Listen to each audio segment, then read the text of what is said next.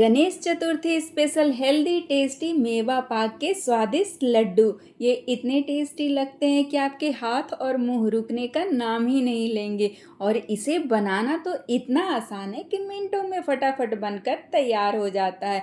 दुकान में ये लड्डू बहुत ही महंगे मिलते हैं, लेकिन जब आप इसे घर पर बनाकर तैयार करेंगे तो बहुत ही सस्ते में बन जाते हैं और मिलावट का भी टेंशन नहीं रहता। इस हेल्दी टेस्टी लड्डू को बनाने के लिए सबसे पहले गैस ऑन करके इसमें एक बड़ा चम्मच घी डाल देंगे। तो घी ये जमा हुआ था, पिघलने के बाद इसकी क्वांटिटी है वो डबल हो जाती है।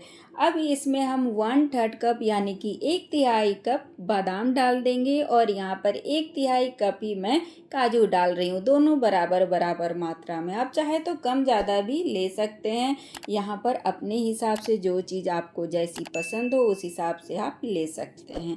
अब इन्हें हम लो फ्लेम पर भून लेंगे, तो बहुत ज़्यादा नहीं भूनना है, एकदम हल्का सा लाइट ब्राउन कलर इस तरीके से काजू में आ जाए, बस उतना ही भूनना है। तो ये देखिए हल्का सा लाइट ब्राउन कलर आपको काजू में दिख रहा होगा। तो बस अब यहाँ पर हम गैस ऑफ कर देंगे और इस पैन से हम सारे काजू और बादाम को निकाल लेंगे इस तरीके से साइड से, ताकि एक्स्ट्रा घी है वो पैन में निकल जाए, रह जाए। अब ये जो घी पैन में बचा हुआ है ना, इसी में हम किशमिश डाल देंगे। तो किशमिश मैंने यहाँ पर 1/4 कप डाला है। इसे भी लो फ्लेम पर भून लेंगे। किशमिश बहुत जल्दी ही भून जाती है और जैसे जैसे ये किशमिश भूनते जाएगी ना, आप देखेंगे कि किशमिश है वो फूल जाती है। तो बस अब गैस ऑफ कर देंगे और किशमिश को हम इस तरीके से निकाल लेंगे।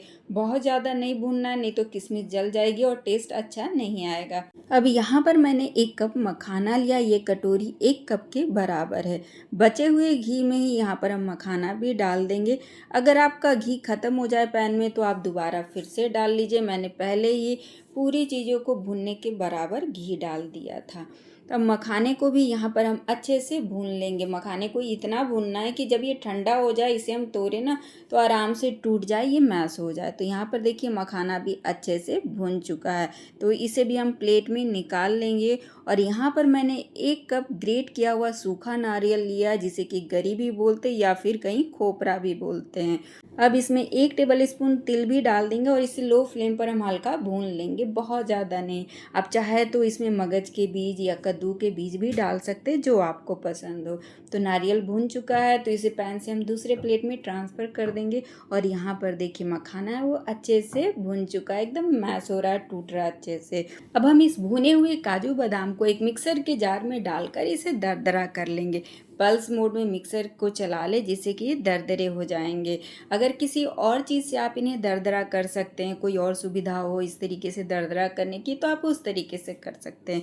तो यहाँ पर देखिए काजू बादाम इस तरीके से हमें दरदरे पीस लेने हैं। अब इसे प्लेट में ट्रांसफ़र कर देंगे और उसी मिक्सर जार में हम मखाना को भी डालकर इसे भी दरदरा कर लेंगे, पल्स मोड में चलाकर।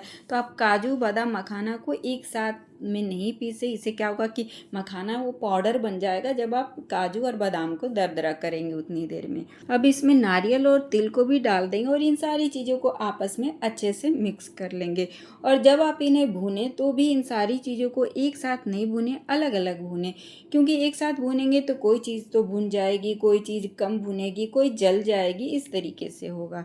अब इसे हम एक कटोरी या कप से नाप लेंगे। तो पहले हमने जितनी सारी चीज़ें भुनी है ना, अपने हिसाब से आप कम ज़्यादा ले सकते हैं, जो चीज़ आपको जैसा पसंद हो उस हिसाब से आप ले सकते हैं। कम ज़्यादा क्वांटिटी का कोई इशू ही नहीं है, क्योंकि यहाँ पर इसे हम अब नाप रहे हैं। तो ये कटोरी से 3 कटोरी हुआ है और इसमें आधा छोटा चम्मच इलायची पाउडर डालकर इसे भी मिक्स कर लेंगे। मैंने यहाँ पर 1 कटोरी गुड़ लिया है। ड्राई फ्रूट्स के सारे मिश्रण नाप कर 3 कटोरी हुए थे, उसका 1/3 भाग हमें गुड़ लेना है। अब गैस ऑन करने के बाद पैन में गुड़ डालकर 1 से 2 चम्मच पानी डाल देंगे, ताकि गुड़ है वो जल्दी से पिघल जाए।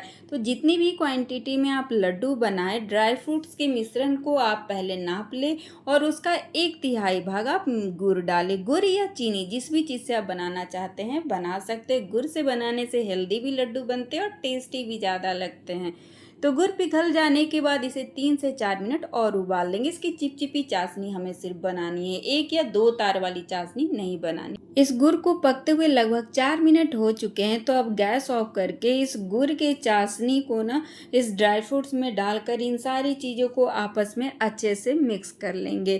तो इस हेल्दी टेस्टी लड्डू को आप घर पर एकदम आसान तरीके से मिनटों में फटाफट बनाकर तैयार कर सकते हैं। तो यहाँ पर देखिए सारी चीज़ें अच्छे से आपस में मिक्स हो चुकी है।